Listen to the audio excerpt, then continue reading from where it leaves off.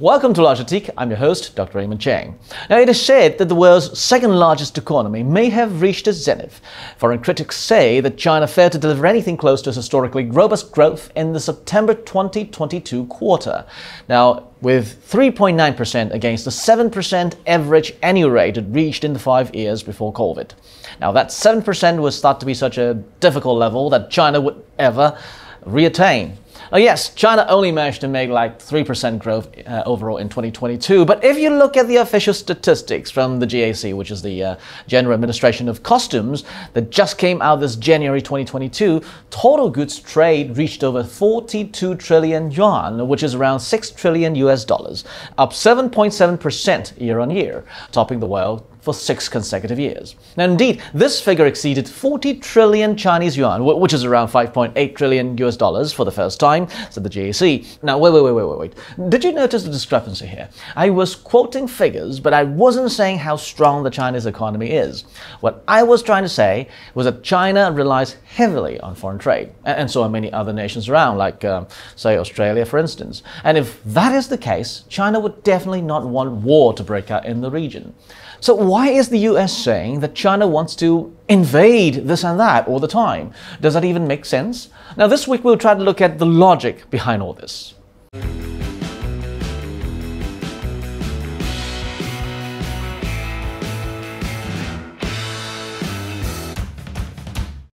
I was talking about international trade the other day in the class, and I was asking about the forms of transportation. Of course, there are, 4 major forms of transportation, namely by land, by air, by sea, and also by pipeline, which is the one that most of my students forget because, we don't have Nord Stream 1 and we don't have Nord Stream 2 here in Asia. And most of the pipelines we talk about here are for fresh water and not oil. So there are, there are pipelines for LPG, for natural gas, but, people here just seldom mention about these. Oh, okay, now back to the modes of transportation. Now, you see, the percentage of these different transportation modes differ from one place to another. Say, if you're in the EU, transportation by sea would be just around like 30% of all trades, whereas if you're in the United States of America, it would be around like 45%. Yet if you look at world trade and include the rest of the other countries, including China, transportation by sea or ocean freight would be like 70%. Now 70 versus 45 in the States and some 30 in EU, what does that tell you? Now, the answer is simple. China relies a lot on sea trade. So talking about sea trade, now there are 5 major shipping routes used for global sea trade. So namely the Malacca Strait, the Panama Canal, the Suez Canal, the Strait of Hormuz, and of course the English Channel. Why am I talking about these? Now that's because logically it wouldn't make sense if a country that relies heavily on sea trade would want to start a sea battle, let alone a war at the sea nearby. Now let's say if the Strait of Malacca is blocked in the form of a naval blockade, China would be facing an immediate transportation issue, and that would definitely end up to become a huge economic security problem for the 1 billion nation, because that's one of the vital Chinese sea lines of communication in the Indian Ocean. And according to some critics, this could be a major challenge, and there could be no simple solutions for China. Now, so if you were China, what would you do?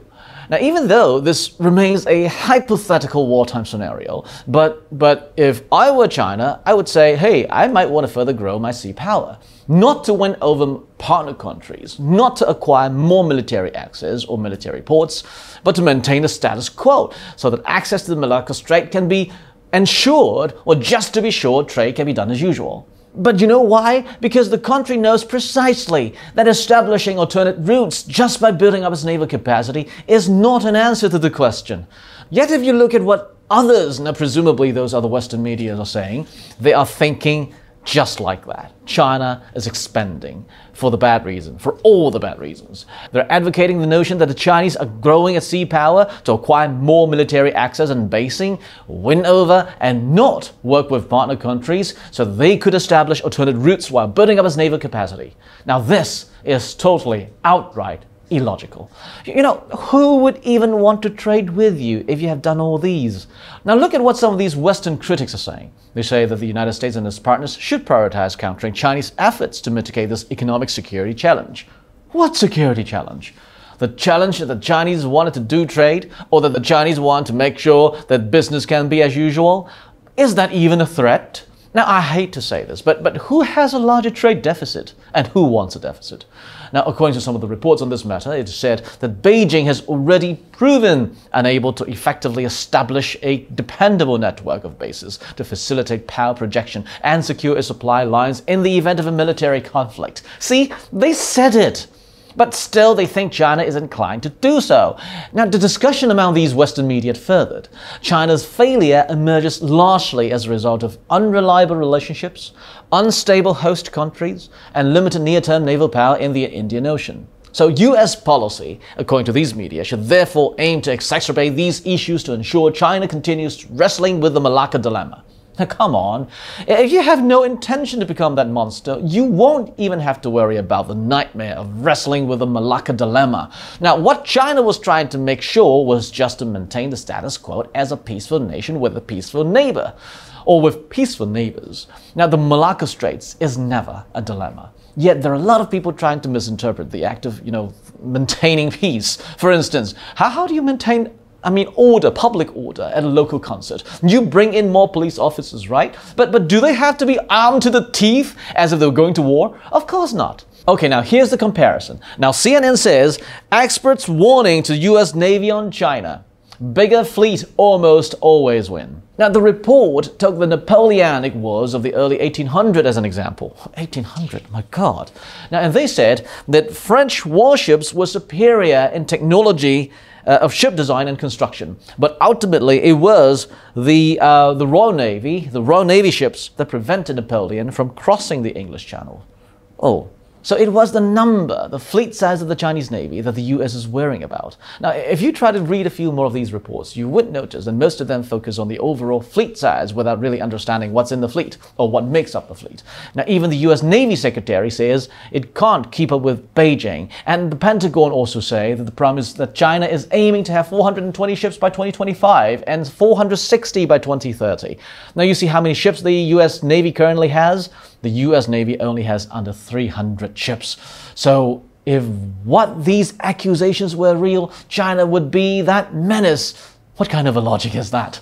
Okay, now let's have a look at this from another angle. Now, Michael O'Hanlon, the director of foreign policy research and a defense strategy analyst at the Brookings Institution, said to the German media DW the other day, he said, the issue is not the number of ships. The US ships, of course, are generally much bigger and are more capable, and the US Navy has twice the tonnage of the Chinese Navy. So when it comes to tonnage, the most important metric about ships, the US remains ahead. Now, James Holmes, the J.C. Wiley Chair of Maritime Strategy at the Naval War College, told Navy Times, let's bear in mind that the Soviet Navy was more numerous than we were, sometimes vastly so.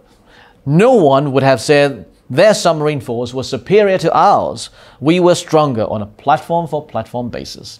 Now, the German media DW also quoted the Center for International Maritime Security, saying that the Chinese Navy in its entirety was under 2 million tons, while the US was over 4.5 million tons. Now that was much more than twice.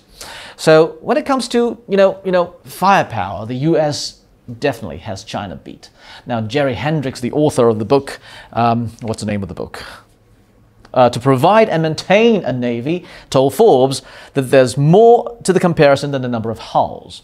So he added that the real number in the competition is the number of missile tubes. Now, according to Forbes, US ships have more than double the missiles of China ships.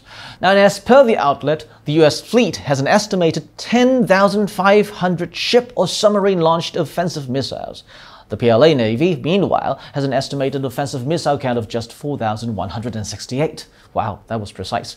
Now, and there's more. The US Navy Secretary Carlos Del Toro told CNN that despite Beijing having the numbers, the US actually has one big advantage over China, which is their people. Now, he said that in many ways, their shipbuilders are better shipbuilders, and that's why the US have a modern, more capable, more lethal Navy than the Chinese do. And he continued that the Chinese scripted the people to fight, but the US actually trained their people to think. Now, there is a fundamental difference in how the US train the Marines and the sailors and the soldiers and their airmen and their Space Force, and that gives them an inherent advantage over anything the Chinese can put up. Wow, okay. So they've said it. You win. So why worry about the numbers then? Now, you see, if the US Navy is this confident about the people and how they've trained them, Stop demonizing China. Come on, you have twice the tonnage. You have twice the tubes. I mean, the missile tubes. You have twice the tonnage, you have twice the missile tubes, and China just wants business as usual. The world is big enough for the two nations to coexist, isn't it? So next time when you read news like these, think twice. So, until then, ciao. Before you leave, please be sure to like, subscribe, hit that notification bell, and share this with your friends. See you in the next episode.